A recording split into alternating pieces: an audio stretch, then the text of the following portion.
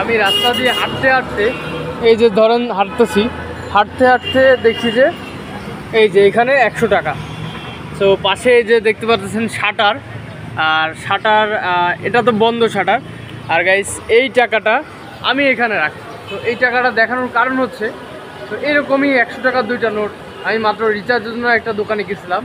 ওই দোকানের সামনে দেখি একই সাথে 2টা নোট এক জায়গায় নিচে ফেলানো। এখন আমি নিয়ে ভাবতেছি জিনিসটা। তো আসলে তোমাদের সাথে এই কাহিনিটা শেয়ার করার রিজনটা আগে বলে নিই। তো এই কাহিনিটা ম্যাক্সিমাম মানুষের সাথে ঘটে।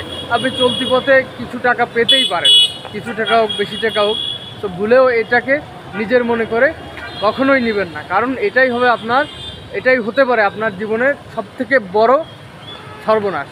কারণ এটা দেখেন, এই যে 100 টাকার একটা নোট, এখনের সময় কিন্তু খুবই সামান্য একটা টাকা। এটা অনেক কম পরিশ্রমেই আসলে কামানো যায়, আবার অনেক পরিশ্রম করেও কামানো যায়, দুইভাবেই বলা যায়। তো এই টাকাটা যখন আমি পেলাম, আমার কাহিনিটা আমি শেয়ার করি। আমি পাওয়ার পরে ভাবতেছি দোকানদারের তো কোনোভাবেই হবে না, কারণ কাস্টমার কোনো প্রোডাক্ট নেওয়ার পরে দোকানদার অবশ্যই তার ক্যাশটা বুঝে নেয়, তাহলে হবে এটা কোনো ক্রেতা ভুল করে টাকা দিতে গিয়ে পড়ে গেছে। এখন আমি ভাবতেছি যে মানুষের যেমন ভাবনা আছে যে এটাকে ওনাকে দিব, তো ওনাকে কী করবো। পরে আমি ভাবলাম না না না, এই টাকাটা আমি যদি নিয়ে যাই, তাহলে নিয়ে যদি অন্য কাউকে দিই, এটা অন্যভাবে আসলে জিনিসটা চলে যায়। যেহেতু তার দোকানের সামনে, তাকে আমি বলি তার হাতে জিনিসটা ধরাই দিই, যে তার দায়িত্ব থাকলো যে যদি খোঁজাখুঁজি করে এসে অবশ্যই আসবে তার দোকানে, যেহেতু কাস্টমার খোঁজাখুঁজি করলে তখন টাকাটা সে দিয়ে দিবে। তো এই বলে তাকে আমি দিয়ে দিলাম।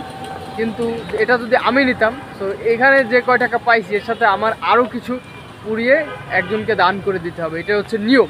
কিন্তু এই টাকাটা যদি মনে করো যে তুমি কোথাও পেয়েছো, তাহলে তুমি ভাবো যে এই টাকাটা আমি খেয়ে ফেলি বা কিছু একটা করি, তো এটা কিন্তু সামান্য একটা টাকা বা সামান্য একটা অর্থ দুনিয়ার জীবনে। তো এই কাজটা তুমি কখনোই করবে না, এটা হচ্ছে জীবনের মারাত্মক বড় ভুল।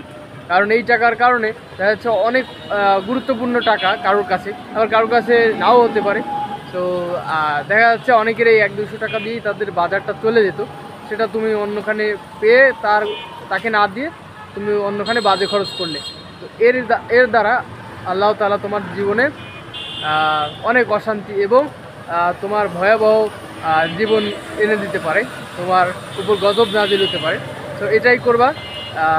যদি নিজে দিতে চাও তাহলে ওর সাথে কিছু টাকা পুড়িয়ে তুমি দান করে দিতে পারো, বা এটা তুমি ওই যেখানে পাচ্ছ সেই স্থানে বা দোকানে বা বাড়িতে তাদের একজনকে বুঝিয়ে দাও, যাতে তোমার উপর কোনো দায় না থাকে। তো এটা কিন্তু অনেক বড় একটা জিনিস, দেখতে ছোট জিনিস মনে হলেও, তো এটা আমি তোমাদের সাথে শেয়ার করলাম। তো আশা করি তোমাদের সকলে ভালো লাগছে। ভালো লাগলে একটা লাইক দিও, কমেন্টস করো। আর যেহেতু বয়া নাই, সাউন্ডটা অতটা ভালোভাবে শোনা যাচ্ছে না আমি জানি, তো ভালো লাগলে অবশ্যই সাপোর্ট করে সাথেই থাকবে। আল্লাহ হাফিজ।